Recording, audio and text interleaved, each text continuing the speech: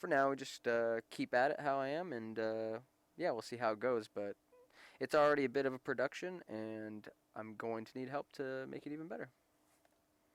You So might have to get a sidecar for your, your RV for the editor, I would totally like if you Like want a to be an trailer. editor and you want to make it to California, let me know and I'll come pick you up on the way. And truly, when I make my journey out there, I will certainly be opening up to folks and friends that like, yeah, I'll hang out with you and join you on the ride out there. And you'll have the Dude, we need first to VR fund a AV. Kickstarter for Gunter. We need Oh to yeah, have we do. the virtually incorrect party bus, you know? Hmm. We need him driving around the country, just It's picking people truly what I up and want to do. having Dude, VR you raves. totally got a spray The paint best on that on the evangelist. side of your RV. That would be Absolutely. amazing. Yeah, no, I want to part. I kind of like one of my dreams in all this sort of thing. I love, of course, arcade, like we all do, but like Flynn's arcade from Tron and just how cool that stuff was. I just want to see coolness and things like that going on, and I think traveling around and trying to meet up and party, that's what I'm about.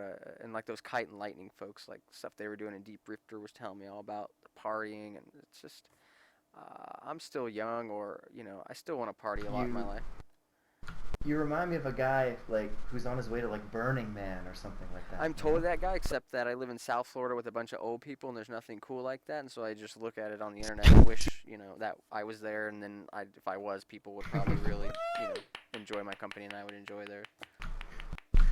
And maybe I will But be now that just I'm you going on out that way. US. Yeah, now that you have an RV, you plan on going to Burning Man? I do, but there's so much to do. VR's first, of course.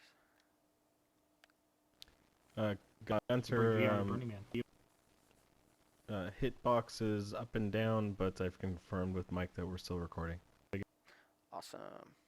And if somebody could put in the Hitbox stream that I'm streaming at twitch.tv I am gunter444, and then I'll give some people. I'm really still trying to just kind of. And I hope my stream is working. I tested it before, so hopefully it's all good. But I don't put a lot of effort into that stuff on the Twitch, my Twitch account, because it's just not where it's at right now. But maybe it'll be cool to have this sort of perspective. In the beginning, we definitely didn't want like my personal stream to cannibalize the mainstream, but I didn't think that was really going to be a case right now, and I think it could add. I just gotta kind of think about it.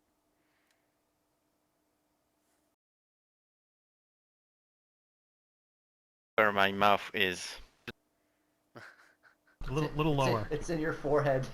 A little lower. Okay. Almost. It's in your eye now. Yeah. It's in your hair. You just dumped all your soda A on. little lower. The struggle is Nose. real. Almost there. Looks like some kind of autoerotic soda or something. It's wiggling Yeah. a lot. There's magnetism. Wow. Oh, you just got. There's a magician. Cables. Oh god, that looks like a Fez hat when you did that. That's fantastic. That is funny, like cables suspending this in the air, or some other crazy things happening, and you want to explain it like real life, but like, dude, it's VR. Like, you could just do anything, but where our minds almost can't get the infinite, so we want to collapse it down in something that's more familiar. Happy birthday, it's my birthday hat. Oh man, birthday hats would be sweet. Yeah. I'd wear one. And like, it's a totally great thing, so Maybe whoever has next a year. birthday could utilize this feature, right? Birthday parties. I can and do with magic Max. trick. And with magic people. Yeah. And clowns. Ready?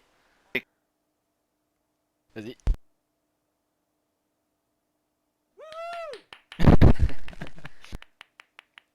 How are you doing that? With magic. It is black magic. Yeah, no, before it transformed into, it changed scale. Which was odd. Huh.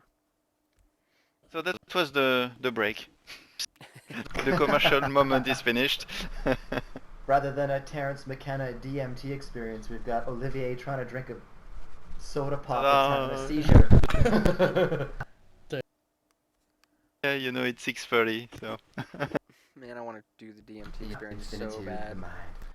I Someday. can tell by the background of your show here. Oh yeah, that's Roger's artwork, and I met him on the Minecraft server, and he's just got a portfolio of psychedelic artwork that blew my mind.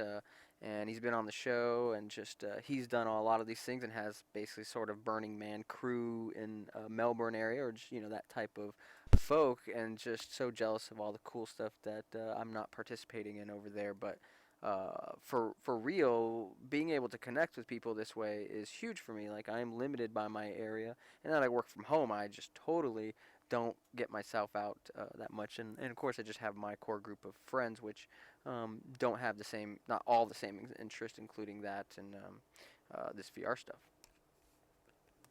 My favorite Gunter quote of all time is like we've had a load of these huge long debates about the philosophy of VR and the psychology of it and stuff, but there was one stage like I hadn't talked to him in a couple of days, and apropos of nothing, I checked my Skype and there's just like a one-line message, and it just says, "Dude, it's like if we words sent across the internet is like we have telekinesis through technology, yeah, telepathy through technology," and that's like just one line in Skype with no other preamble, no other explanation. I just thought that's fantastic. I wish I'd like been there to kind of catch that and have a huge conversation. But Yeah, it was I arrived like I wake up at some odd hour, 4 in the morning, and I check that, and I'm like, ugh, I do not have the energy to have this conversation. I don't think I did either. I think I just want to say one thing, and then you do all the work.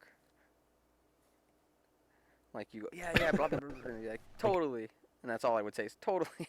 But yeah, that was about like, just VR expanding our ability to have telepathy, and that we already do have telepathy, and that it's basically the transference of your inner idea to another person. And, Terrence is really where a lot of my ideas come from. Love that guy, and just consumed so much of his ideas, and then had my own. But anyways, he would talk about, telepathy travels on basically through mouth utterances and sound waves. And at this point, it's sound waves that hit microphones, go through the internet, and it's just super magical, and into your ear, and then decoded. And so that is telepathy. And I see VR as being the thing that can really help us evolve our language, our communication, and hopefully be able to see what each other's mean, so that our telepathy is actually visible, and it's you can't mistake in it so easily with this having, just because your inner dictionary is different.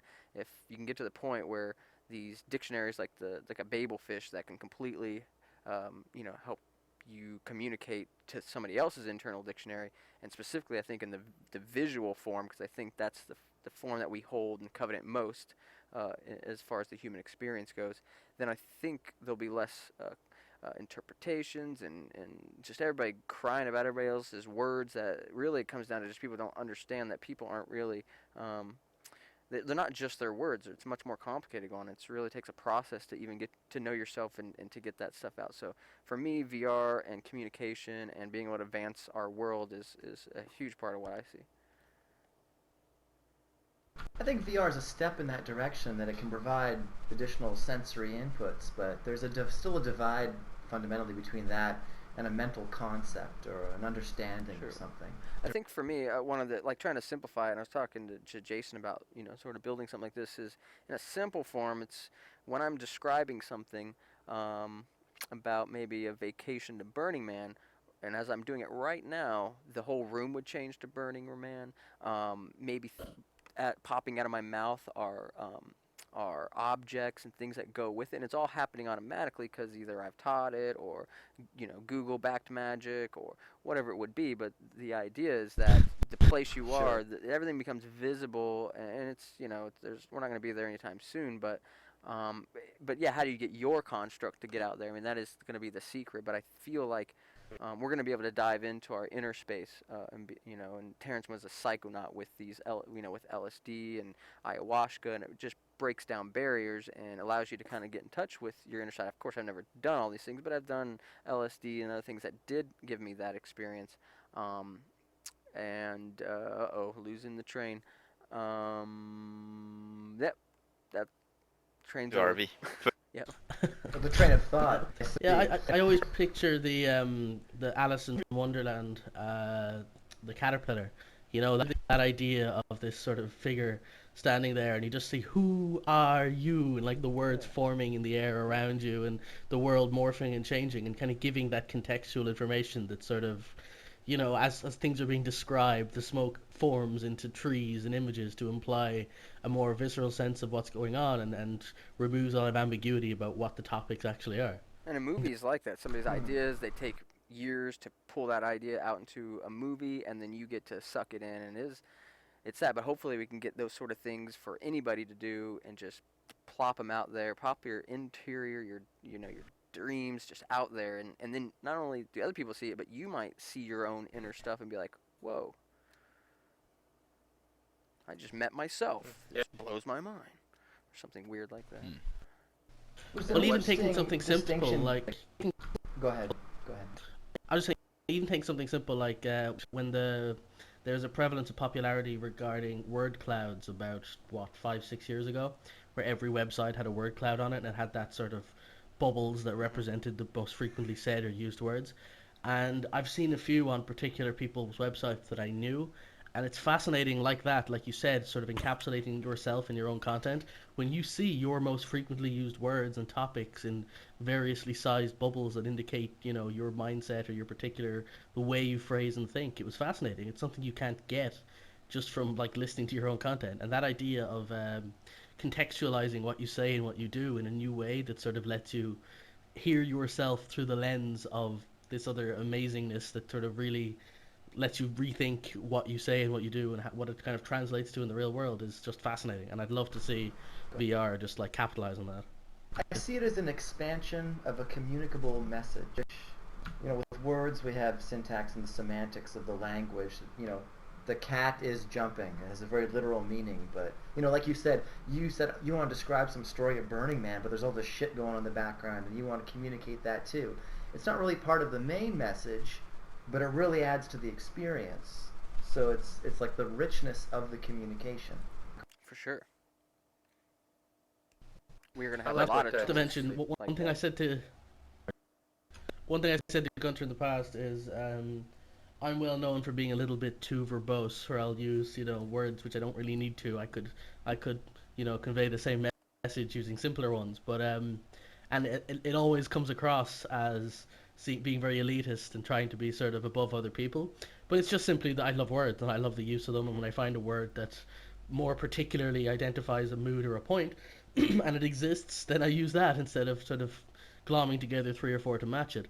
But I love this idea of this VR space where your words are quote unquote translated into a visual medium that takes away all ambiguity. So I could use whatever the hell words I like and it'll translate to, tangible conceptual concepts that transcend whatever wording or phrasing people choose to use. So you could be talking in the most dull, simplistic language in the world, the most flowery language in the world. It doesn't matter. Both people can communicate using the visual information and not feel like one is either talking down to the other or one is trying to or not understand each other's wording. It's an interesting idea.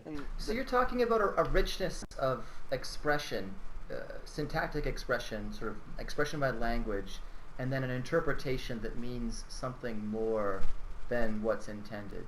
Is that right? Well, it's really about meaning. It's about transferring meaning. And so the words don't matter. If you're able to transfer the meaning with, few words, then that you've mission accomplished. But you could probably do that with a whole bunch of words. But is that really helpful?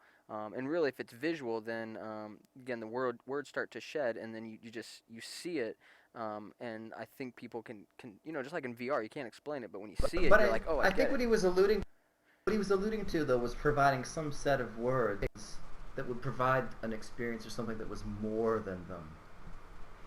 Well, I mean, like take into account people talk in their own spheres with their own kind of group. So picture you've got 2 people saying virtually the same thing. You've got one person saying, "Man, I'm terrible at like using guitars. It's not my thing," and then another person would go, "Personally, playing guitar, it's not my milieu," and you've got both people saying virtually the same thing, but like But almost can't the communicate with barrier each to other. that is insane. Yeah, like those 2 conversations aren't going to merge. You can't express that. So having that intermediary where the core concept and thought you're trying to express is extrapolated, and it is expressed visually in a medium both people can understand, And it's also more visceral because it's contextually relevant to the person you're talking to. Like when one person says Milia, they could be seeing in their mind this sort of that sense of being unable to portray it in this orchestral sense, and then the other person could say, "Dude, it's not my style." They could see the same message contextually relevant to them in this sense of them like hanging out in a bar and it's not, and they're failing at it or something. So it's the same message, but the visual representation on both parts more closely equates to what they would express, what the other person's intended expression would be in their portrayed language, if that makes any sense at all.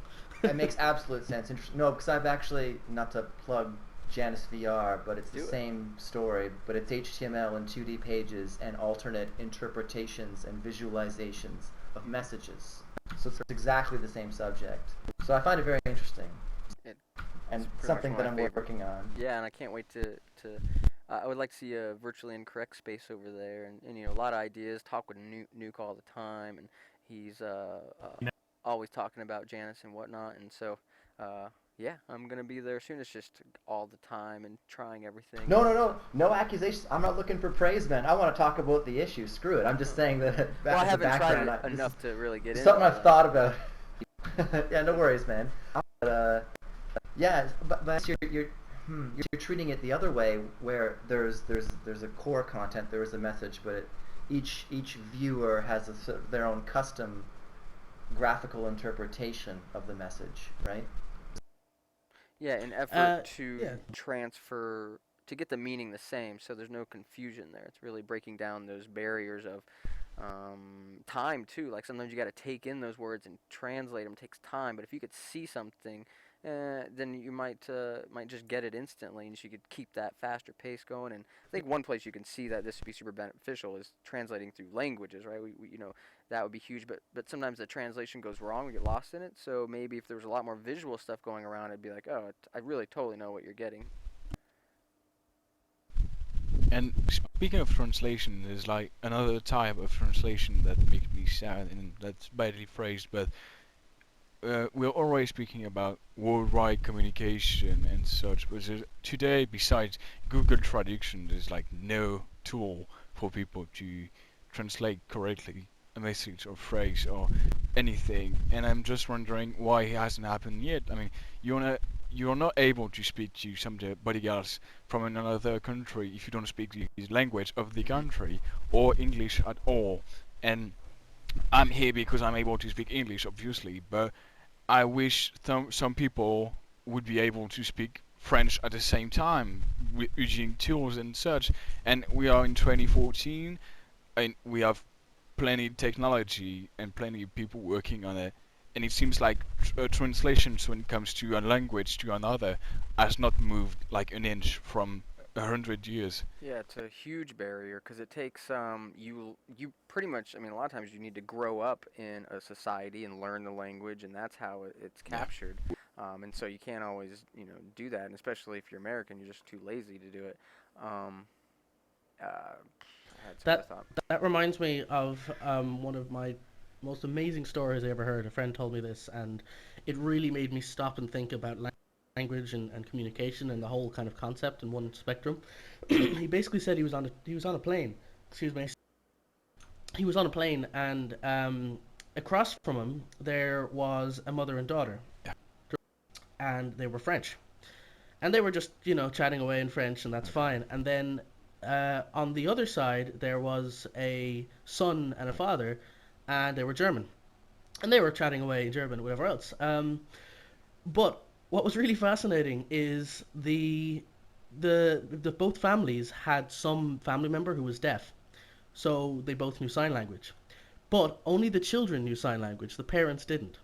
So what you were seeing was these two people from different countries, and the father was talking to the son, who was about 6, who was using sign language to talk to the daughter, who was French, who didn't know any other language, who was then relaying that to her mother, who was then having the conversation back and forth. So these two small children, 6 years old, were being translators between two completely disparate countries, using this homogeny of sign language in this like completely abstract setting with just two kids being able to play with each other, have a chat, completely regardless of context or anything else. And it was just such an amazing idea to me that I think sign language really is something that the world should pick up because it's so homogenous and doesn't require any sort of bias in one language or another, and anybody can learn it. Like I gave it a go myself, and I'm modicum. I'm okay with it. And even VR, picture that. Picture VR completely once we have hand tracking, completely devoid of syntax of trying to learn languages. You can have full, powerful conversations using just hand gestures, and I think that's mind blowing. And we've seen it in the Control VR trailer for the Kickstarter, I think, or one of their videos. They were able to get two people speaking with the sign language and actually like understand each other. So if we get to pick up on sign language, we will be able to use it in VR effectively. Is sign language universal, or are there multiple different types of sign language? Because I know in here we have American Sign Language, but I don't know about other countries. It's a great question. It is that there is a few. I mean, I'm by no means an expert, but there's my understanding there's 3 or 4 different sort of dialects of sorts. But the important thing about sign language is it is an incomplete language. It is a language that doesn't actually have like full notation for every word ever. It is a contextual language in that new things are added depending on society and global consciousness. Like, for example, a very good example is Nixon in sign language is, the air quotation marks. It is a universal signed indicated person. Similarly with dog in sign language is you tap your right hip twice and click your fingers as if you're calling a dog forward. Or cat is you draw 2 whiskers on yourself.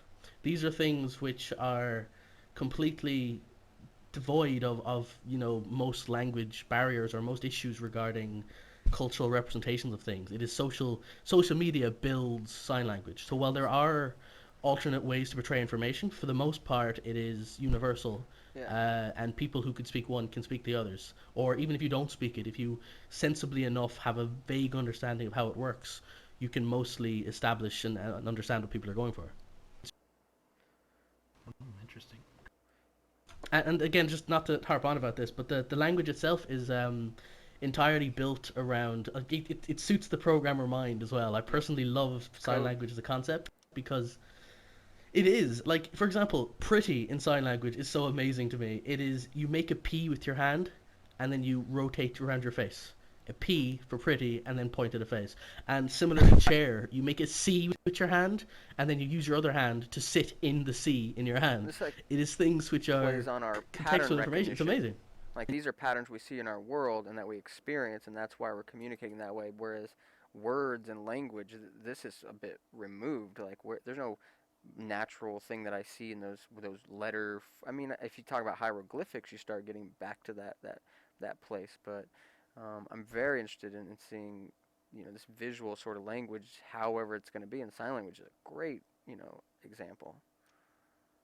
Yeah, but I wish, like, I would say Americans in general, but I wish other people from other country knew how to speak other language to hear multiple language at the same time, because we're going to hear mainly English for the rest of our lives, unless we come up with a new form of language. But I wish I could hear someone trying to speak Spanish, German, or French for any other language but English. I don't mind speaking English at all. I just wish VR could be the place where you could train your other languages with other people from around the country. 少し日本語です。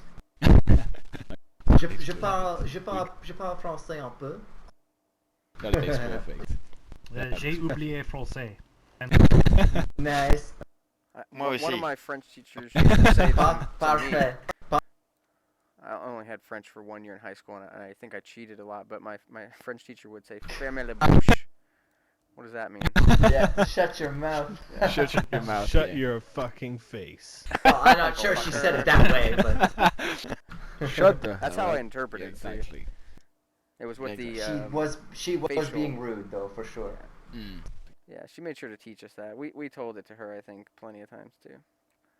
Probably got the bad end of the ruler and all that too, right? I don't know.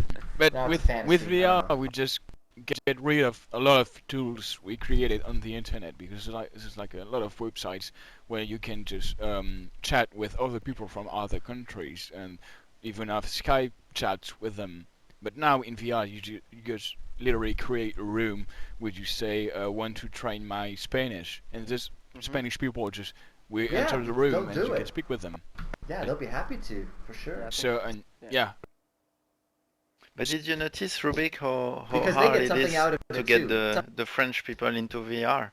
Everything is in English, and the French community is pretty stuck to its own little area, which is actually not so much in terms of equivalent to VR chat or RiffMax. I yeah, I keep guess trying to invite them to come, but it's yeah, lonely. the French Yeah. the French community is one of the worst when it comes to English, because I mean, for some reason we are bad. I mean, I'm pretty sure that it comes to I won't say biological, but I mean it's hard for our mouth to pronounce most of the sounds correctly. So I guess it's one Oh, of what those are you talking things that about? It's not that difficult. we are supposed to do it. Yes, it No, can I- make it can be very worse. But actually, it's funny, but it's like most of the people in France talk English like this. I mean, there's like no other way for them to do it, and it's easy for them to do it. But we are translating, like I've said probably a few times, we are translating everything. We don't hear anything in English. I've been to Norway, Yeah. and there's like no translation. I always hear everything in English. There's like no subtitles. They read books in English, so it's a bilingual country. But in France, I'm sure there will be nobody in this community besides me, Olivier, Antoine. I mean, the French community base is going to be one of the smallest in VR, because if everything keeps being in English, people won't come from themselves. I mean, I've asked Jesse and Graham. I mean, proposed them if we could like make translation in some language for VR chat, and I will do the same for RiffMax if it's needed. Like to bring people who don't speak English or are not able to in VR, because for now it's kind of restricted to people who are able to talk English in some ways, and it's kind of we have to be more friendly with people who don't have this opportunities in this sense. I will support you, Rubik, and I will speak with a French accent, okay? That is Okay. Hey, so That wasn't me. I am going I'm to. starting to feel xenophobic here, guys. I might have to start speaking Irish just to make myself feel better. I'm gonna put a little bow on this and wrap the formal part of it up, but we're still gonna hang out, and Okay. stream, and chat. But I do know some Yeah, people are dropping off, probably getting a little long for them. Could we, Olivier? Would you mind? Do you want to have a seat or something? Yeah, we can get the. I'd like Sure, to sure. We wanna record, f- like just just a- record the. He I'll take the invited same me. one, so there's a continuity. There's He a smell. seduced And me James, into that please, chair. That's please the only have a reason seat I here. sat down. James, Bob's yeah, not, seat. he's Okay. not with us, so we have somebody, and please. All right. Hey, I can be the sneak peek at next week. You know? Absolutely. Yeah. Holotape, what The were you saying? stick peek. It's Yeah, it's good just- you're sitting here too, because I want to go on a bit and make myself feel better. Things which are contextual information. It's a bit of a rant about my Hey, opinions somebody on something Smack down. about Janice later, so you're in closer proximity now. Dr. Beta threw his popcorn at me. Oh, rude. Rude. Oh, Dr. the Beta. floor is a mess. All right, so I'm gonna do the wrap up. But Hollow, did you have any other things I might have missed? Nope. Yeah, I was just gonna say let's just do a clean wrap up, and then editing won't be as much of a nightmare Yep. for you. Yep. Exactly. So we had a cool show here. We talked about what's happened this year and our thoughts. We have a great big VR family here, and it's just been a ton of fun. So if you like this sort of thing, keep checking it out. If you want to be a part of it, come in here in the studio audience, or if you want to be a guest, hit me up on Reddit, Gunter444. And as we've been talking about, could use an editor, wink wink. And that about wraps things up, and I will see you next time on Virtually Incorrect. It has been a huge pleasure being your host tonight. thank you to all my audience members, all my guests, the Virtually Incorrect team, Riftmax for just being so cool, so awesome, and allowing for this thing to exist. And that's it, folks. Keep up what you're doing, keep on riding the wonderful, and good night, everybody.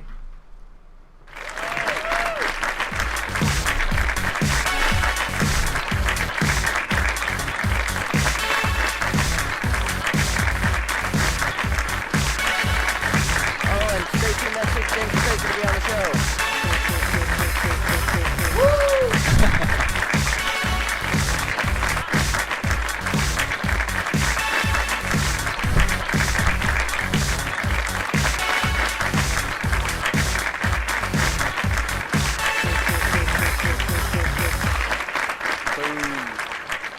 I did it from the RV. It worked. Right on, dude. So cool. Yeah, my wrap up was still different, so I just put that out there, and I'm pretty sure people listening will totally be hearing us chat a lot, and so it's a great lead in, and I'm glad you showed up tonight, and I can't wait for our chats tomorrow. This has been real good. But yeah, feel free to stick around, everybody, or if you gotta go, totally understand. And James, I'm not hearing you. You're lit up. Is anybody hearing me? I can hear you. It's Gunter. been, like this. He's away. So hope you come back, James. But cool. And James, no Hydra, no popcorn. Maybe he crashed. No hams, no chocolate. Maybe it's that seat. I just crashed into it. Anybody new It here? is a curse. Anybody new here? If please come, hang out, introduce yourself. Just completely interrupt any of us that are talking a lot. Sometimes we all just keep doing our thing, but certainly like to see new faces. And in the future, some of you are seated down there in the big theater seating. You're more than welcome to come up here, sit in the audience seats, and don't feel like you're interrupting if you come on stage during the show. It's really just fine, and just wanted to say that. Yeah, just don't stand in front of the table so that you're Yeah, in front of the that's camera. the big thing. Yep. I think the coming and going and the activity is kind of cool. It just shows that life to the audience. But there are cameras that you can't see, so when it makes Hollow's job harder if you're in the way, it means he has to get a little more creative with cutting, and I'm sure sometimes it's impossible. Cool. So Hollow, are you here? Is that? No, that's not you. Did he crash? Or is he busy? But cool. I don't know. We can sing Well, happy didn't birthday he now. start the music? Oh. Happy birthday. We in VR chat we tested the happy birthday early on. Like we sung somebody happy birthday like in January, and it Yeah, that totally was me. crashed things. Yeah. And so now it's the test because everybody's talking to you. In français. Joyeux anniversaire, Gunter. Joyeux anniversaire. I could understand one of those words. Fromage. What was it, Gunter? Cheese? Cut the cheese? I don't know. Ham and cheese Fromage. omelet or something like that. Yeah, exactly. Yeah, jeez. You'll You know get what a I did baguette with get candles. for my birthday is this awesome toaster that a piece of fruit linked to me. Hells yeah. And tomorrow in the RV, I will be having my basically English McMuffins made for this toaster that also does your eggs and your ham. What's it called, Jason? 'Cause I don't Oh, remember. wow. Man, I am so Nice. jealous because I want one of Nice. those and I can't get one because Dude, so are you like you're kidding? spiting me. My wife ordered 2 on accident, and we just shipped back the other one. I would totally send it to you. I can still. Yeah, look because it up. I was saying that like I was like, oh, this is a really cool thing I want to buy, and he's like, ah, that's good, I'll buy it. Yeah, I have Amazon Aw. Prime. Had it in 2 days. It's like America's great. So how are you gonna deal with like shipping stuff with being mobile, driving all around the place? PO box could be a thing. I mean, not if I'm changing location every week, but that's not gonna be the case eventually. What about like UPS shipping centers? Can you just ship stuff to different UPS shipping centers? Yeah.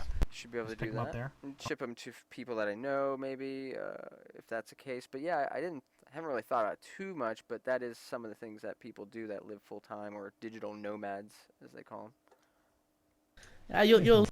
You'll get that resolved. You'll just have it addressed like a static one of number 1 party bus, Rock Street, and everyone will just know where that is. Yep. It's wherever We'll you have go. drones flying my stuff to me. The thing that scares me the most when it comes to shipping is the fact that I'm wearing headphones like all day long, which means the day I'm going to be supposed to receive my package, I will probably have to like stand in front of the window all day long because I don't want to miss that because UPS You already have a ring the package. bells 2 times. So, Oh man, I know exactly what you mean. Like yesterday, my Samsung Galaxy S5 arrived. I was due a free upgrade for my phone, and I had been up all night, like in this stupid VR stuff, where I was up to like it's now 12 a.m. Nerd. in a work day. I'm 4 hours in. I've not done any work yet. I haven't slept now in like 22 hours, and I am dying. Oh God. But I can't go to Yeah, bed you because are. within the next between 1 hour and 5 hours, a phone will arrive to my door, and I'll miss it if I don't get it. So I'm sitting there like almost in tears, going, "Just arrive! I need to sleep so badly." And I was just like clawing at the window, You're just like welcome. trying not to fall asleep. Oh yeah, exactly. And I was chatting to Nate. Thankfully, he kept me awake. I wonder, what are we going to be able to do when we receive our GK2? Because basically, it's going to be set up everything. I don't even know how things are going now with mirroring mode. If they fixed this on the USDK, just HDMI to VGA. I just have one HDMI port on my PC. So many HDMI, you're stuff I fine, get don't to- worry. Yeah, but I have only one. It's for my monitor. So if I can do mirroring, I need like What kind VGA of to graphic card do HDMI. you have? A GTX 760. And there's only one exit? Yeah, it's like a built-in PC. I had like Boulanger, tu connais sûrement. Et, Yeah, that's a okay. French. Okay. Boulanger is Boulanger? okay, The so guy making the stupid. bread made your PC. Yeah, exactly. Exactly. It's like okay. a whole family, just my baguette and my PC. It's a toasty Wow. PC. I Hey. just have one HDMI port, so I'm Who scared. wants a free game? Yeah. Man, I you're have in trouble. 6 ports on my graphics card. The complete Oh, opposite. God. Piece of Fruit has a whole bunch of keys and codes for games. Anybody interested in getting some free games? Oh yeah, definitely. I missed Sure. on the Lunar Flight giveaway. I was kind of sad about it. I think I won't have enough money for a Shader Corsair. Oh, on a Stupid side thing. note, I have a 75% off code for Lunar Flight that I already own. Oh, Lunar Flight, please, so if anyone please. wants that, Oh, they can have it please. too. Yeah, give Oh Fruit. please, please. Well, yeah, I'm I'm a piece of fruit on Steam as well. So add me Okay. and I'll send it on to you. And Rubik, you're a big help. So if there's any other things you need like that, just let me know and I'll hook you up. He wants another DK2 or a graphic card with many HDMI port. Oh no, I'm GBI? Can't do I'm that. I can fine. get you a picture I don't of need that. anything. That is a thing. Oh. Give him a So Like on picture of a eBay. piece of Fruit's graphics card. Well, mine's not baguette compatible, so it mightn't be any good. So yeah, these the codes, and basically just some of my thought was I always heard that in Germany, folks there celebrate birthdays differently. They actually throw the party themselves, and they give their guests gifts. And I think it's really cool because, in my opinion, people would show up to the Yeah. birthday party instead of opposite. Like, people are like, oh, I don't want to go to another birthday party. I got to buy somebody something. But the other way around, you'd totally be partying more, and so I think it's cool. And that was kind of the effort here. But there's a lot of games here, and a piece of Root, there's a few of, or some of them that don't work, so we don't even know, and I'm not even sure how to give this stuff out. Piece of Root, do you have any ideas? Oh, I don't know, man. Yeah, like to anybody else, it's a giant Excel file full of all the remainder keys. I'm addicted to buying Oh. bundles. If something's like cheap, I buy it anyway. So I've got something like what is it, about 100 there of just keys for games Oh I god. already own, Oh, more. and I've just been handing them off to people, going, here, if anyone wants them, yeah, probably more. Just if anyone wants access, here you go. So a lot of keys people have taken or used, but then not told me.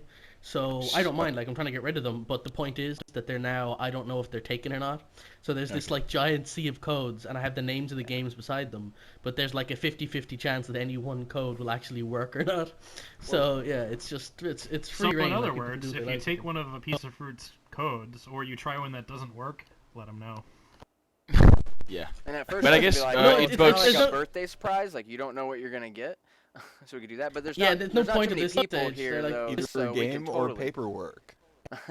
Like unlocking Yeah. a processor, you don't know if it's gonna work. Are you gonna get an awesome game or have to be the editor on the show? Gunter, dude, I'm so sorry. Right at the end of the show, man, a drink Yeah. just splashed right into my But- keyboard, and I got it totally bugs- destroyed. Oh, man. Oh, Hitbox last update. I guess was immobilized. it probably have to ask Kane or Mike to start to talk to Olivia, you the had your way. Hitbox team to be Wait. like a partner on Hitbox because You had your way. they with have me. the giveaway option for Months partners ago. only, I think. Okay. So if they can get that, will probably be able to give away was a sitting- few codes next time. What did you say? Rubik was. I guess was our best talking- bet is PMing on Reddit maybe. I think if we take a list of names of people who want crap and what keys we've got, and just sort of send them stuff on private messages on Reddit. I Yeah. suppose. Yeah, I I guess guess we so. don't have a listing of what we got. We can totally do that. And is anybody hunting for a game right now? And they could be like, "You got this?" Because maybe I could make that happen right now. Only a set of cars have in my case. Maybe the whole thing is non 3D audio. Mm. Hey? But I don't know much. I don't know much of VR games on Steam. No, man, he was What- finishing his working. show, and I spilled my drink, but you played with my face. You made it fun, so thanks. Oh, man. yeah, you were That's all you I'm were saying. frozen. You were frozen in space. I was frozen in space. I spilled a drink on the keyboard, so it locked everything up. That's the worst. Really? I was scared about Oh. spilling my beer all over my stuff here. Wow. But That's what happened. I spilled a beer right into my keyboard, man. Man. It was brutal. Wow. It was You're gonna have literally to- the worst thing that could happen. At least it wasn't Oh, like I- a MacBook. I that poured spilled beer milk. into the Let's go. I poured beer into the top fan of my computer once, and it was like an absolute time slowed down, and it was freaking out, and I like ripped it apart right then and there. And thankfully, I have a ridiculous graphics card, the Radeon HT 5800, and it's just like a giant like platform. So the beer just pooled in the middle of the like plastic chunked top of the graphics card. I'm like, oh my god, I just like wipe that off, and yeah, whew, that was scary. And it's a home built machine, like, so it was fully. It was one of those things. It's my baby. I didn't want it to go and die by beer poisoning. Sure. Hey, just to wrap I this guess so what this happened? game thing up, Did it- what I think we should do is just ping me, Gunter444, or a piece of fruit, and just say, hey, I like free stuff, and these are the games I really like, and even Who if that's doesn't? not the games, I'll take whatever you got, and then I'll dish stuff out. And then we can carry on with conversation now. Yeah, because last time on Bruce's stream, there was a lot of codes being given away, like Yeah. randomly at some time. To Yeah, show my that was I one got of the them, last but- one. I was so What a happy mess. just 'cause I got the last one. To show my level of commitment, my pants are still soaked with the beer, but I changed the keyboard first. Commitment. Go back on, Depends, yeah. yeah. That is commitment. It'd be like, True shit, VR man, commitment sorry. means you wear no points. That's The pants don't matter, whatever they've Commitment got on them. is when you pee your pants and you still don't get up to do anything about it. It Oh, might as God. well be, man. It feels like it. Yeah, right? That is true commitment.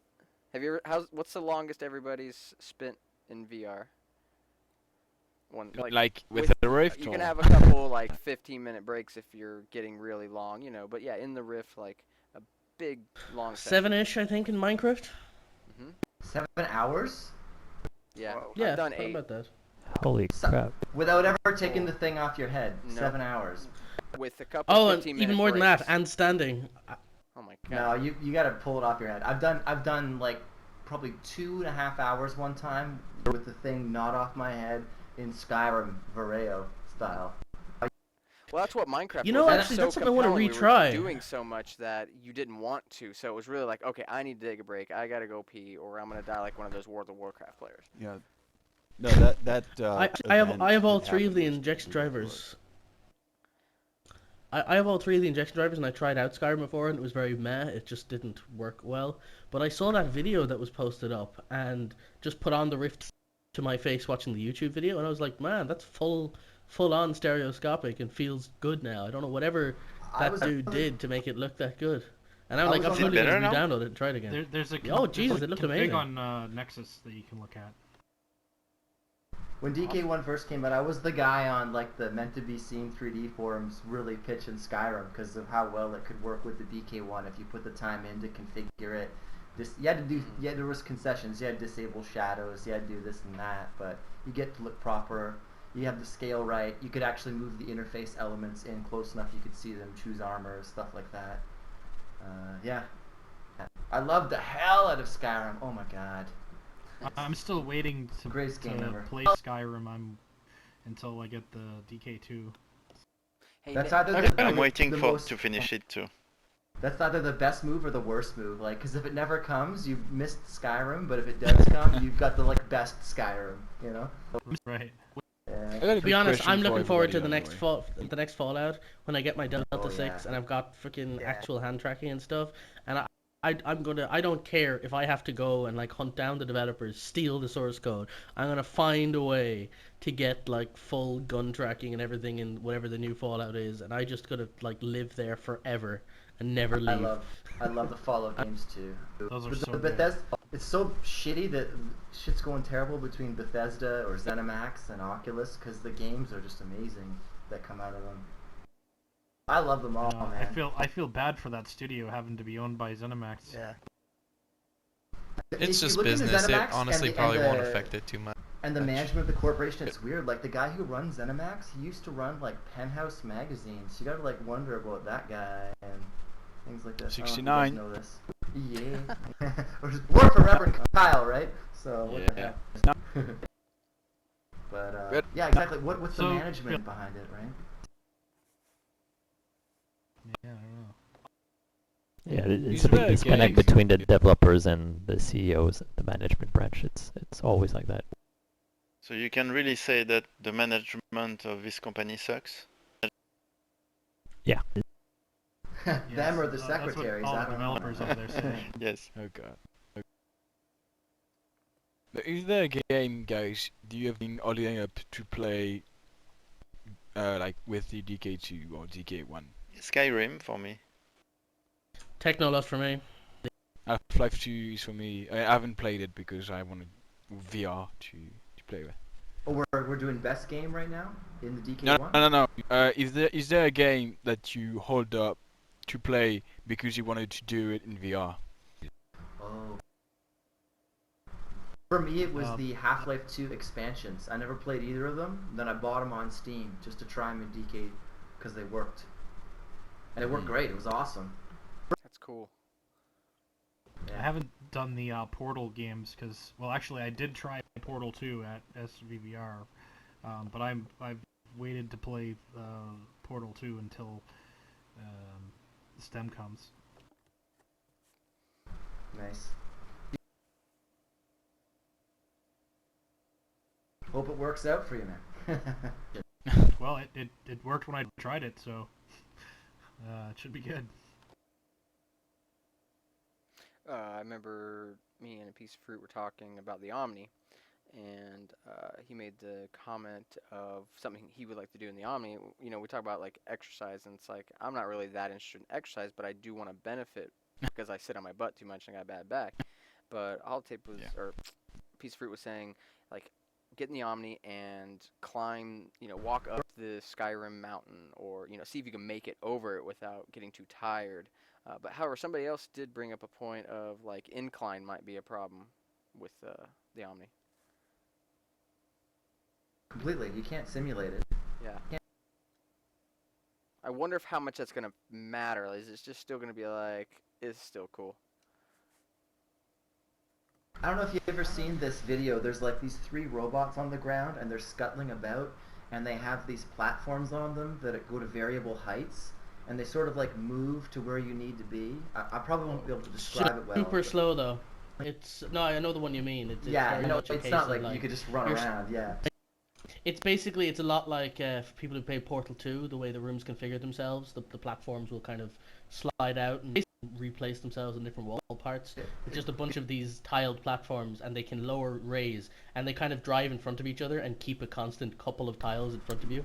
Like And then as you walk, Roombas. they'll like push up. Yeah, it's really cool. Yeah. But yeah, like they're just you Not literally have to practical. be like tiptoe walking to go anywhere with it. But There was a if you had a room machine. built to those, that would be amazing. You know, that would work There was a perfectly. machine You in had like a literally SVVR. tiptoeing. It was like an omnidirectional treadmill of sorts, where it was flat, but it actually. And Olivia, you must have seen this thing too. I'm Oh not sure. yeah. Yeah, the Right problem next is to it was a gigantic machine. Like motorcycle chains were pulling it. If you put your fingers in, it would just chew them up and you'd be destroyed. But it was Yeah, kinda had every this time thing they run that, my desk was vibrating. yeah, you were right The beside other them, big weren't you? issue was Yeah. that it's controlled by a person that's off, Yeah. to the side, so it Yeah, actually and isn't I- autonomous right now, or whatever. It's There called was the no- Infinideck. If you Yes, the everybody- Infinite X. Still Yeah. super And neat. even then, like I only could see it. I couldn't have to try it myself. But my impression was that must have like a split-second pause when it changes direction. There's no way you can continually change direction while you're moving on it. Of course, there'd be an So, acceleration it'd have to- imposed on you. Yep. Yeah. Yep. And that would just basically wreck your sense of positioning. That is bound to be really hard Jerk to you do, backward, kind of. Yeah. Not for home use, that's for damn sure. Yeah, I think the whole incline thing is probably going to be fine, simply for the most part that people are very good at self-delusion. And like the way Bruce was playing a lot of games that didn't have head bob was a prime example. He starts bobbing his own head to match it because that's what he felt comfortable doing. I think with an incline-based game, you're already lifting your foot, putting it down again. You've got a physical motion that's in tandem with your walking. People will just lift their foot higher, and they'll end up getting more of a clomping walk, and they will bob their head, and that kind of disguised motion will probably get away with a lot of the issues with the actual incline, because you'll just tell yourself there's an incline. Or You won't feel the consistent stress of it, but like you'll be fine, I think. Yeah, but in normal walking situation of every day, you nearly never change direction. If you look and observe yourself every day how you walk, you basically walk straight and take turns. You nearly never go backwards, for example, or go strafing. Yeah. Yeah, that's why I love that directed that directed movement stuff. I think that's really powerful technology, where you can have like a single room where someone's walking around in, and just keep Yeah, rotating the room so Yeah. that when they're walking forward, they're actually walking in a circle. I think that's amazing stuff. So what do you guys think of stomps, where they're trying to add to the analogy, but there's actually no locomotion, but you step to partially give that cue of locomotion. Well, you can actually physically walk though. Like if you watch Yeah. the video that Bruce did, he was actually walking while he was doing it. Limited range, but yeah. Unless you're like I- in a football field.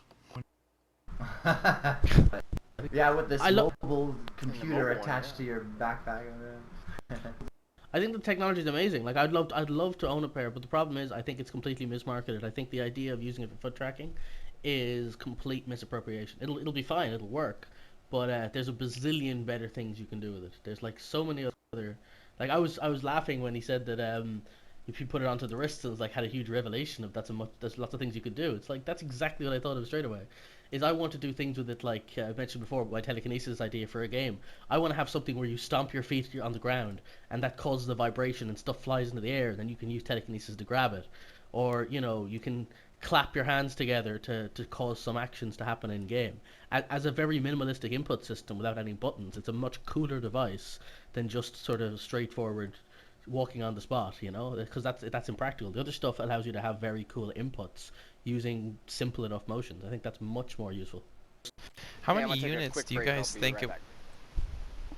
how many units do you guys think will actually be necessary to be out in the wild for, let's say, stomps or control VR or anything like that to actually be a feasible business model?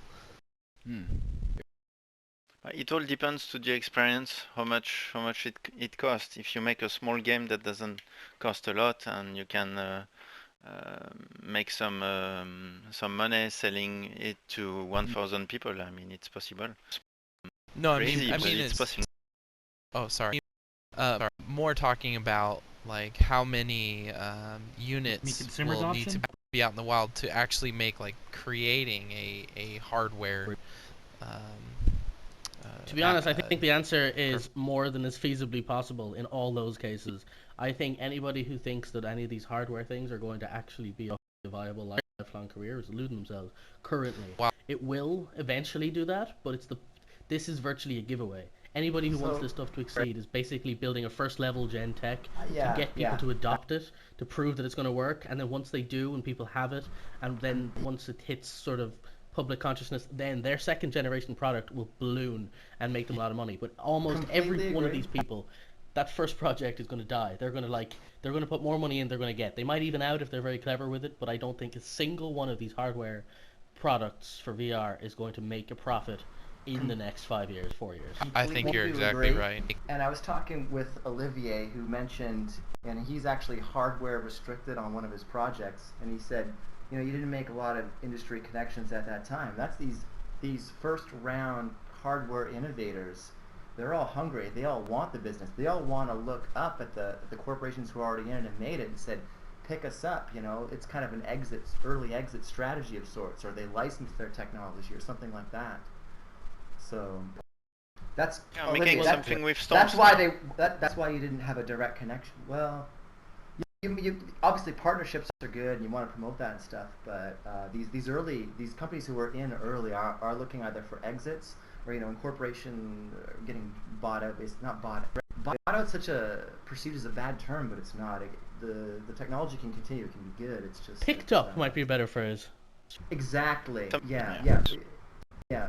Further, yeah, pushed. Being bought Right. out is a To be honest, successful business. Oh, yeah, exactly. yeah, exactly. If you can make a bunch of small business, businesses and get bought, that's fantastic. yes. I'm hoping to bridge the gap Actually, on this anyway. My goal my goal is my project and all this VR stuff is the API, the VR VU, which will be announced soon enough, I think, through Metatron. But my goal on that is exactly that hardware stuff. Is I think I'm going to every device I can get my hands on, I'm going to learn the API and I'm going to build a cohesive front end API, a stack of sorts that developers can inject into their game, and then we'll support all the APIs and allow the developers to not have to worry about the minutia about getting each one to work. So hopefully that'll build adoption for all the devices, and for fans like me, all the crap I own I can actually use because the developers only have to support one thing rather than having people hum and haw whether they'll support it or not. So I'm So you're hoping to gonna bridge that gap and maybe bring up the support on both sides. I like a think that's the hardware smartest business middleware thing to do right developer. now. Sorry, Oh, no, my apologies. Go ahead. hardware middleware development. We really need Exactly, yeah. The only problem is that I'm not deluding myself inside this. It's not going to make a dime. It's not going to make a single fucking piece of money. It's just purely because it is a open source project to better improve the whole developer lifecycle, have higher quality content, better support for devices. So I get the benefit of that. And also, I'm hoping that by releasing this and getting people involved, we can get a lot of really cool developers on board to assist with various different elements they're particularly good at, get a very good library that we can then all use as our base sort of game engine for VR.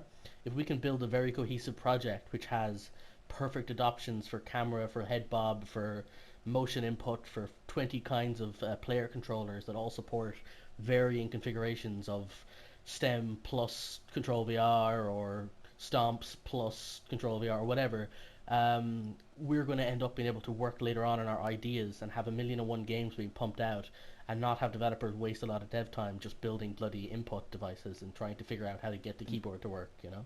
Right, Jason, right. a thing that Yes. we haven't even talked about and that you brought up yesterday, and we should even say in this group, hey, if you have an advanced Unity character controller and you want that to ever be an open source thing that other people can use, you might want to hand that over to Jason right now because we're already working on that stuff, and long term, the API from the hardware end is primarily just a sophisticated VR character rig, right? And as a developer, there will be a checkbox somewhere that says, here are all of the various pieces of hardware that are in the API right now. There's stomps and there's the slide mills and there's control VR and STEM and everything else.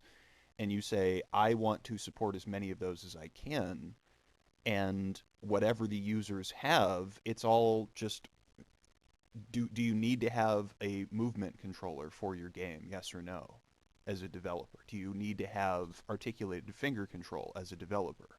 If you can support those but don't absolutely need them, much any person who comes and plays your game can have some level of access to the full character controller if you have all of those APIs stacked on top of each other, right? Like you might even be able to get to a point where the computer and the software just knows here's what's connected right now. And so you have control VR, so you have articulated fingers, you have a stem tracker attached, so you have some degree of full body positional. You don't have a slide mill or stomps or something, so you have to use a thumbstick to actually move your avatar around. But there's gonna be a way for people who are building middleware to take a lot of the pain out of supporting all of that stuff and just let developers get developing their games. And to jump on that quickly, it's not just the actual hardware. The other thing I'm working very, very closely on is as you have different levels of hardware, you have different ways of interacting with your user interface, and ergo different potential UI elements which can or cannot work. In the context of someone with a game controller, their ability to peruse a inventory system is dependent on a button press. Like, so I have planned for a UI implementation for interface for inventory, which can then be, translated using the analog.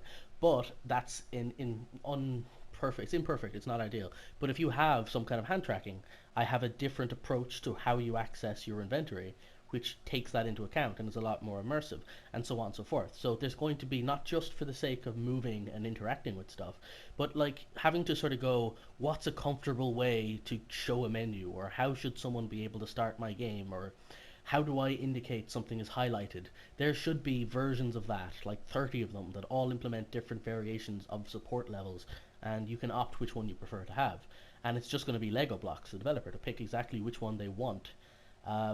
Like a prime one example I have is the selection. If anyone's seen my video on my fruitvr.com, I have a head looking thing where I've done a selection tool where you can paint with the hydra hands or use your head to paint select blocks and to highlight things and to indicate something's been looked at. You can do that if you only have a head tracker with your head, but if you have a hydra hands, you can do it with your head and the hydra hands, and it's a different variation of interaction, but it's the same concept. So I picture, if you have a stomp, for example, there will be like, you push your hand forward and it'll activate some kind of hot button, and then you've got some surrounding radio menu around your hand. But if you have full hand tracking, instead it would be a positional cylinder that wraps around your hand and allows you to just tap the item, so on and so forth. It would be different elements which use the hardware to give you a better interaction with the user interfaces. So it's the full spectrum of hardware support and software support for basic game functionality. So you only have to focus on what is your actual gameplay mechanics and how do they differ from generic menus, generic motion, and so on. This presumes that there's going to be this large ecosystem of devices that one might use in VR. I've kind of got the creeping feeling, though, that once Oculus says, here's our stamp of approval one we're coming out with, almost like Nintendo has their standard controller, everyone just moves to that one, which limits the importance of the middleware. So what do you think about that? I don't think that's as much of a risk as people think. Reason being is Oculus are doing what is the consumer correct thing. They are doing the slow, gentle growth, where they're focusing on seated experience, getting comfort level. Then they're going to slowly introduce hand-based tracking. Then when that's comfortable, they're going to slowly introduce something. And so by the time they're going to have full articulated motion for gaming, that's going to be like 12 years time. They're not going to even touch the concept of having the full suited VR until they know that it's perfect and that there's no way anyone could complain about it. So that will happen, and when that does happen, then sure, that'll be completely no need for middleware. But until then, developers are going to want to go, why the hell am I going to limit myself to using just the Oculus controller and make a game where I have to do X, Y, and Z? A lot of developers will, and it'll be the most prominent system. But there's loads of people, myself included, going, dude, I want the Iron Man experience. I want full articulated telekinesis, and I cannot do that with a seated experience with two camera-based joystick trackers, when I know what exists in the world right now is full articulated finger tracking.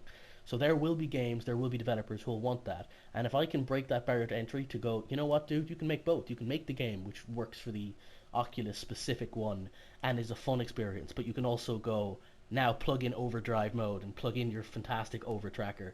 And I think it'll end up forcing people to look at that and go, I love this game, it is great fun. Wait, there's a better version where I can literally kneel down and pick things up with my fingers? Okay, I would go and then buy that external hardware.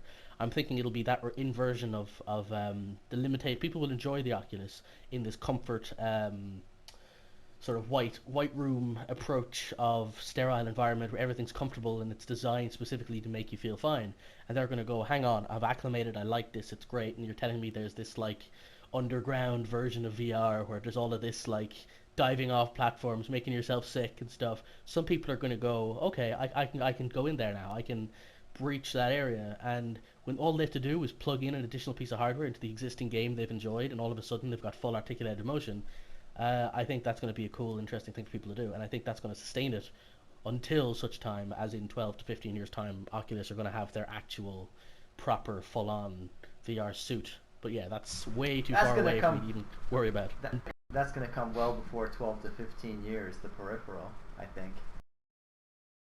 I don't know. Think of how long we've had already. Just getting basically a screen and a head tracker. They've been so careful. They've not released like this. The fact that it's a dev kit 2 and the CV1 is due to come out in a couple of years time and stuff. I mean, even the fact they haven't even really broached the idea of a hand tracker. And when they do, people seem to think they're going to release the CV1 with a perfect hand tracker solution.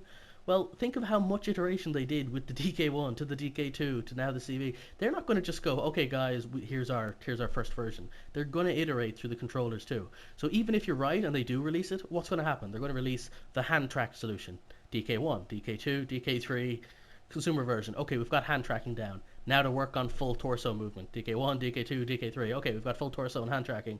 Now let's broach leg tracking. Right. And by the time they've iterated through everything, it's going to take people forever. Are going to converge to that though, because that's the Oculus Rift stamp of approval experience. And by the way, I think Oculus is like one of those companies that's on the record as being one of the fastest to grow from nothing to billions of dollars like ever. Like it's in the business world, it's a story on its own. Yeah, and I don't think they also need to have development kits for controllers. Like, it's not something you can get sick using a controller. Guaranteed so I don't think they need that. Guaranteed they got something coming in less than 12 years on the controller side for sure.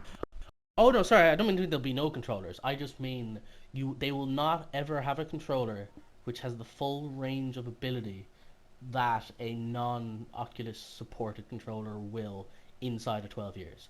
Like, they will not reach in 12. By the time you've reached 5 years time, whatever Control VR is and Prio VR is, they will have gone like more in the VR vein to the point where they're more of a ridiculous VR related suit. Oculus will get there, but my point is they will always lag behind by about 4 years minimum, because as they approach that level of this sort of external hardware, they're going to approach it with a lot keener, safer eye. They've got some of the smartest people in the world, and they will do it, and they will do it quite fast, because 4 years is actually a small enough time frame. But they're going to approach it so slowly and on a perfectioning basis that it'll be the fast track thing. Like, people are not going to want to wait 4 years. Like, we don't want to wait for our CV1. That's why we got the DKs. People are not going to just go, wait, I know Oculus is working on a full body suit, so I won't get this one that exists right now. I'll just wait for them to do theirs. It'll be the most popular solution, the Oculus one, but this other one will exist, and I think it will be needed for a while. Right. Speaking of their smart people, I saw Abrash on the way to work this morning. Cool. Did you tackle him and go, where's my CV1? I wanted to. Where's my DK2? You should kidnap No, him I next think time. I think they work in the totally. I think they work in the building next to the one I work at. So anyway, a piece of fruit though. You're alluding to an input device that's like a body suit or something well beyond the sort of joystick controller. It's already doohickey, pre-OVR. handheld sub Yeah, pre-OVR $100 has thing. We'll all end up with. Hey, what? Pre-OVR already has a full bodysuit. I mean, it's going to be out probably this year or early next year. It's what he's saying is we're going to have this stuff like really soon, but to have that same level of stuff from Oculus is going to be a long time. Yeah, I guarantee you, I've heard from Palmer himself, straight from the horse's mouth, that it's a seated experience. CV1, they're going for safe, easy things that aren't going to make anybody's grandmother sick. And even if there is a standard Oculus controller, it's going to be appropriate just for that. It's going to be a seated thing that is a hand tracker, maybe has finger articulation. And there are going to be people who want to play things standing up, running around, doing all that crazy stuff. Well, you have a wire to your head, multiple, so I think it's... Yeah. No, it makes I think they're doing the right sense. decision, yeah. Have a good night, guys. Good night, Bye-bye. Bye, Olivier. Good night. 7.5. Good morning. Thank you. Now, all that being said, I'm willing to bet that they're going to buy one. They're going to buy some of the hardware kits out. Yeah, they might Pretty do sure that actually. They're gonna glom together some of these. But again, it's like myself and Nate said, we've had this discussion before. The best way to make money in this industry right now is to preempt Oculus. They're gonna do X, Y, and Z probably better than any one of us will, but they don't have time to do X, Y, and Z now. They can work on X. If you want to make money in this industry, you work on Y and Z and get a rudimentary solution up and running. And by the time they get to that, they're going to go, well, this guy's already put in a year and a half of experience into this. And like you said yourself, we can just buy his thing and give him a decent amount of money and move on to our That's next my project. dream. So I'm going the VR web on that front exactly, right? I really think you are probably at the forefront of the group of people who have software that Oculus or Facebook might be interested in buying, and I see almost no chance that they're going to spend money on that. They're building their own thing, and they're going to just completely try to steamroll over RiftMax and Janus and everything else. I see. Yeah, VR chats and everything else. Yeah. Well, it's my own personal opinion. I think Janus is going the wrong way for where we need to go with browsing the web in those terms. There's two approaches to this, and I am completely open to hearing what you have to say. By the way. Okay. Well, again, I'm pretty open to saying what I have to say. Yeah, I've never been overly shy about that. Don't hold it back, man. Is what I'm saying. Yeah. I mean, I think there's two ways to look at this. There is browsing the internet and there is using the internet, and people very rarely make that distinction. Browsing it is, there's a lot of apps out there which are kind of, I'm bored, show me entertainment, or the TV tropes approach of let's go down the rabbit hole and keep going down and seeing what's fun. I have done that, and I have spent 3 hours in Janus before, just going door to door to door and literally feeding going down the rabbit hole. I love it. It's really cool, but it is a way to spend time, like literally walking through the internet and looking at all this amazing stuff. But that is not what's going to sell. That's not what's going to be the big thing. That'll be the fun experience, and it'll be great, it'll be entertaining, but it'll just be another experience. What's going to sell is the guy who can make the way of using the internet in the way we do it now, without using any of the existing tropes. What I mean by that is we have an almost muscle memory approach of using the internet now, where we can open tabs, quickly switch to stuff, do all sorts of cool things. It's not about the funness of walking from door to door or looking at these amazing things. It is the efficiency of my new catchphrase, thought to deed. It is, I want something, I want it in front of me right now. What is the minimum amount of actions? It's like the web rule of the 3-click rule.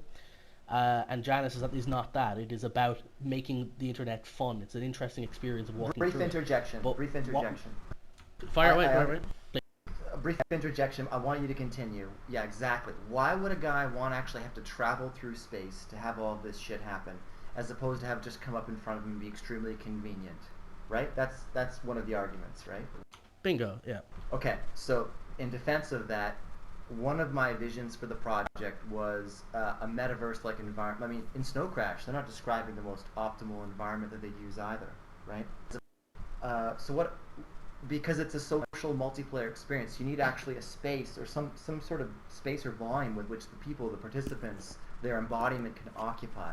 So the whole idea of having web spaces as rooms was that you could actually have people inside of them collaborating and communicating or discussing contextually whatever that thing that they were in there was about.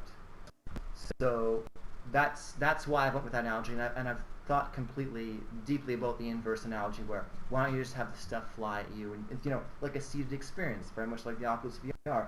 I sit in my kingdom, in my throne, and all of the shit just flies at me, and you know, I snap my fingers and I summon it, and it comes. You know, why should I have to do the labor of moving? Anyway, the whole reason behind that was the multiplayer, the collaborative, the social aspect.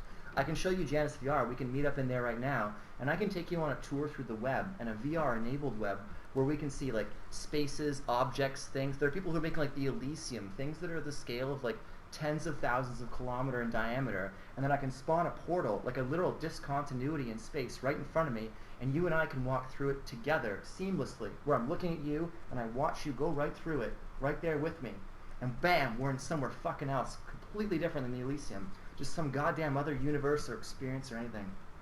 And so what I'm trying to do with Janus isn't, I mean, RiftMax, VR Chat, they're so amazing, these projects, because they're so goal-directed. They're specific goals. They capture the essence of one interaction you want to have, and they just fucking nail it. Like, yeah, exactly, applaud. It's amazing, right?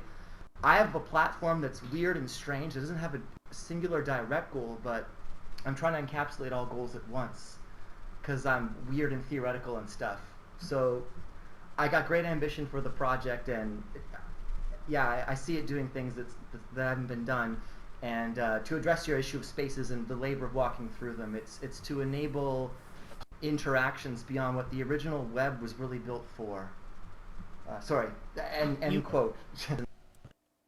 Yeah, you bring up the. That's what I was going to actually bring that up myself. You bring up the original web, and this is precisely what I wanted to get at. Is the so yeah, as I said, there's the using and the sort of the browsing the web, and I still think like when I made that divide, what I meant is the commercial success is going to be the guy who solves that problem, the using the web, not the browsing. But the Yes. browsing is going to be the most the biggest community-driven fun experiment. So I definitely think all of that is amazing. I mean, as I said, I've been there myself for hours running through it, enjoying it, and I think that is going to be a success. But when you say the original web, this brings up an interesting point. The original web, just like Minecraft, just like every other one of these very community-driven, content-driven devices, was not built as a content-driven device. And it's like that idea of people trying to inject immersive gameplay or into their games, and that tends to fail 90% of the time. You can't build something to be community-driven normally. It's usually going to fall flat in its face. And I think that is partly my problem with this, is I think by approaching this in terms of web scraping, using HTML with the ability to inject models, you've lowered the barrier to entry so low, which is amazing, that anybody can spit out content and make really cool little things. But it also means nobody can make the ultimate, AAA experienced room because of the way it's injected. And that's what I meant about the original web was built as a hard and fast platform, and then as people used it, it uses the old programming adage of something only becomes an API element when it's been developed 3 times, when it's been reused and sufficiently proven to be worthwhile 3 times. And I think going to build a community-driven system and using existing technologies to lower the barrier to entry is great, but you're also pigeonholing yourself. And you're basically saying that you are now dependent on these low-level technologies, and also their limitations, and they are very limited presently, but you can do amazing things with them if you're a pro at them. I think the approach there should be the exact opposite. It should be build the most insanely over-stylized, massive efforted, I am a pro using my own tools, here is a very high-end series of 5 rooms. And the technologies I use to build the first room, I extrapolate out for the second, for the third, for the fourth. I've now got a tool set, and from scratch I have my own Saturn.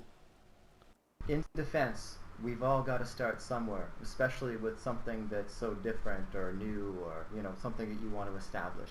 You said start grandiose, but we've all got to begin somewhere. In fact, a fatal flaw that I got ridiculed for was that, because literally it's just a C++ application, I've just thrown it together. I don't have all of Unity. I don't have all of UE4 and the beautiful, lighting and other kinds of effects. I've got to program those in manually. It might shoot me in the foot. I actually applied the project to SIGGRAPH. It got rejected. I don't know where the hell the reviewers were coming from. They were laughing at me.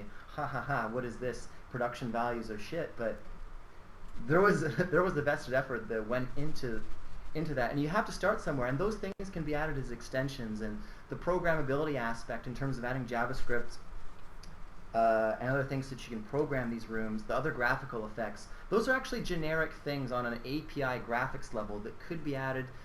They are added in current existing WebGL, things like that. You can have in a sense, a AAA tier sort of experience using WebGL, albeit it won't run as well as a native compiled application, but there is convergence in that direction, and there's equal potential to take the Janus project and extend it in that direction. But you got to understand, I'm one guy. I can't come out with this monumental. Yeah, well, sexy yeah, okay. thing. That may have come across wrong. I don't mean that like I'm not saying what is this crap. It's not a AAA level experience. No, I don't mean that at all. What I mean is, you've got the powerhouse of a raw game engineable programming language behind you, and the what you've exposed as the development environment is a dinky web scripting thing.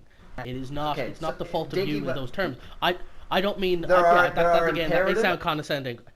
But what There are I mean imperative is and that declarative languages. Janus falls into the realm of a declarative language where you define your geometries.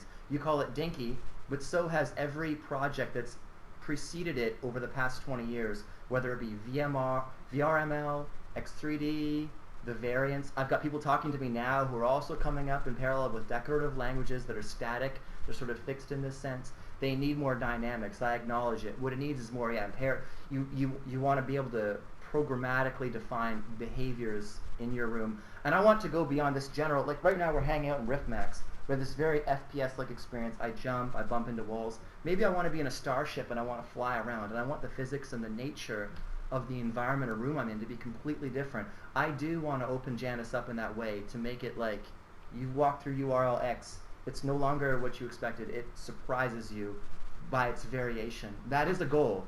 It's a programming support goal.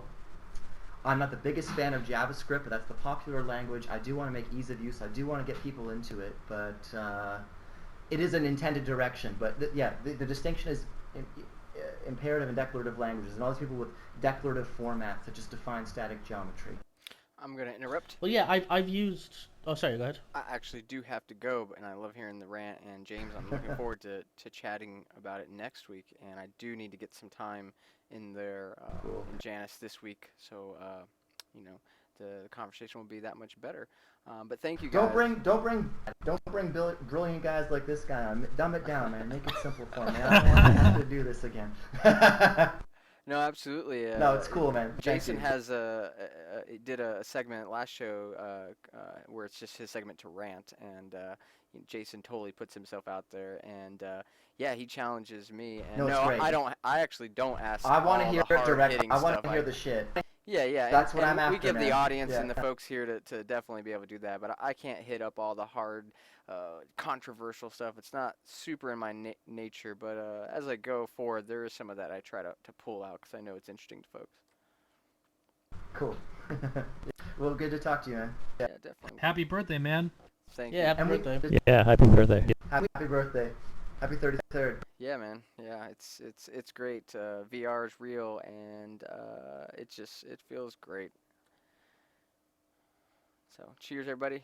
Have a good night. For Thank you. for See you those later. that don't participate in VR meetups or the after Cymatic Bruce Clubhouse on Sundays, it's around 7. Just watch his show and then follow us along there in VR chat. It's a lot of fun. Similar thing here, but you might meet some different people. So check it out. Peace. Cool. Oh, and the server will continue to run, but it might stop at any moment. Mike's not at his computer, and it's just on until it stops. So enjoy, guys. Oh, I get it. Once we're done with your stream, you just boot us all out, eh? Real nice. GTFO. I'm bored now. Seriously. No, this is Sorry. great. No, this is great. And keep it, like, always continue. Normally I'm here to the end, but the whole RV and things are taking me away a bit. Dude, that's wild, man. I was talking about Best it to you on that, man. a long time ago before VR chat. I've been wanting to do the RV thing for a long time, and really it's quite a jump. It's gonna be totally different, and but man, I love this thing. I'm really stoked. Did you get the idea for it from Ready Player One? No, I didn't really. I'm doing this to. Again, I've been in South Florida pretty much all my life, and I want to go out and explore more. And it's I could of course move and things, but I'd always wanted to try out the RV for forever, 10 years ago or whatever. And it's also a way to reduce my expenses. I have a large house that I own, and I really don't utilize it. So I have some friends that are going to rent it out for a year, and basically want to live in it full time and see if that's going to be a thing. And then that'll allow me to get out to California or go anywhere, participate in a lot of stuff. Of course, it costs a lot of gas, so I can't just go fast. But no, I didn't get it from that, but I loved that. And in Snow Crash, which I haven't made it through, apparently there's some sort of RV thing going on there. Maybe a person that is an Cool. RV or something. I don't know, but yeah. Sounds like fun, man. Good luck. Thanks. And yeah, catch you on the flip side, guys. See, dude. See ya. Later, Oh, Gunter. I will see you, Nate. I will walk out Happy birthday. politely. Thanks, Nate. I'm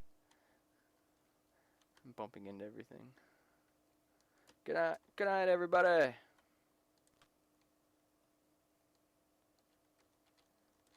See ya. Yeah.